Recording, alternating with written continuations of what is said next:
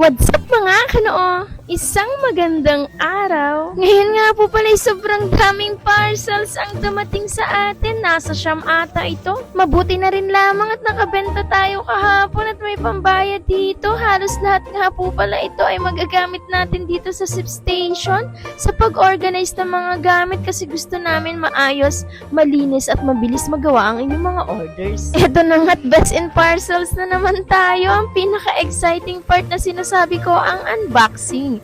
Napakagandang dumating ng mga domino, snake and ladder at uno cards today na mapaglilibangan at malalaro ng ating mga kasiptis habang nag-iintay ng kanilang orders. Kasama na nga rin sa dumating yung ating mga bumbilya or bulbs na pang outdoor na napakaganda tingnan kapag gabi. Napaka-aesthetic nito lalo na't maraming mga puno at dahon dito sa atin. Dinamihan ko na nga ito para umabot dito sa ilalim sa may bagong SIP station area natin at para maliwanag din dito sa kapiligiran kapag gabi. At para sa mga naghahanap ng maisabaw dyan, magta-try tayo ng lomi ngayon lalo na't magtatag-ulan. Kaya tara kaibigan, samahan nyo kami. Habang wala pang bumibili sa mga oras na ito, ay isa-isa na po natin ginayat ang samya, mga gulay at mga rekado ng lomi.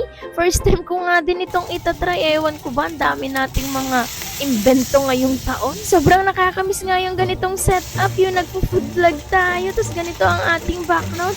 Ngayon ko nga din ulit nilabas itong aking malaking wok pan. Nakakamiss magluto at mag-food vlog mga kanoon. Nauna ko nang gisahin dito yung mga karne, may liempo at ay ng baboy. Syempre sinunod na natin yung kikiamati squid balls. Tapos nilagyan ko ng maraming mainit na tubig at yung Knorr chicken cubes. Nilagyan ko na rin ng pampalasa kagaya ng Knorr liquid seasoning, paminta at magic sarap para naman siya ay sumarap. Pagkakulo nga ng sabaw at sa tingin ko'y tama na yung lasa niya, inilagay ko na yung pansit Mickey at hinalo-halo. Napansin ko nga na sinipsip nung pansit yung sabaw na nilagay natin kanina kaya nagdagdag ulit ako. Syempre ginisa ko sa ibang lagayan o lutuan yung mga gulay para pag ilalagay natin sa pansit ay luto na kasi baka kapag dun pa natin naluto sa sabaw ay malutak yung pansit. Gusto ko nga sa gulay ay half cook yung luto kasi matamis-tamis at medyo malutong. Pagkaluto nga nilagay ko na rin dito at nilagyan na natin ng isang pirasong binating itlog para naman masarap at medyo pampalapot ay yung tinunaw na cornstarch. Nakikita ko na nga't naaamoy ang pagkalomi nito at ang pinakang finale ay yung bell pepper na nagpapabango at nagpapasarap sa sabaw ng lomi. Ang nangyari nga dito bago matapos yung pagluluto ay natigil siya. Pinatay ko muna yung apoy kasi may bumili po at nag-walk-in.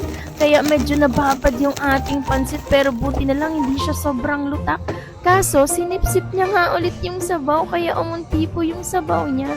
Grabe, sulit na ata itong order para sa 3 hanggang 4 na katao at meron pang chichawang malutong sa ibabaw. Napakasarap naman ito.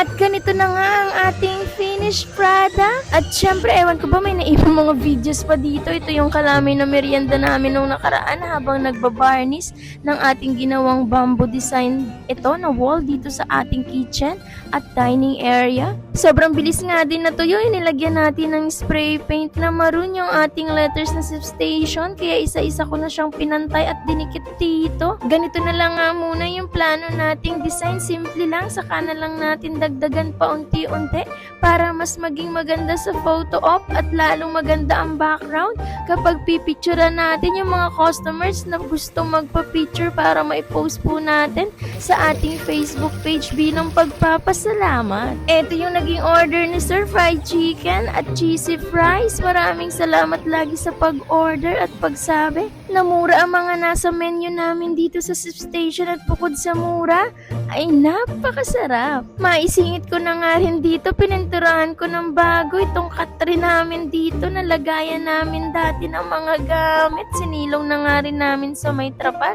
para hindi siya mabulok. So pwede din itong higaan, pwedeng patungan ng mga gamit o kung anong trip para syempre maluag dito at maging maaliwalas ang paligid. Maraming salamat sa panonood.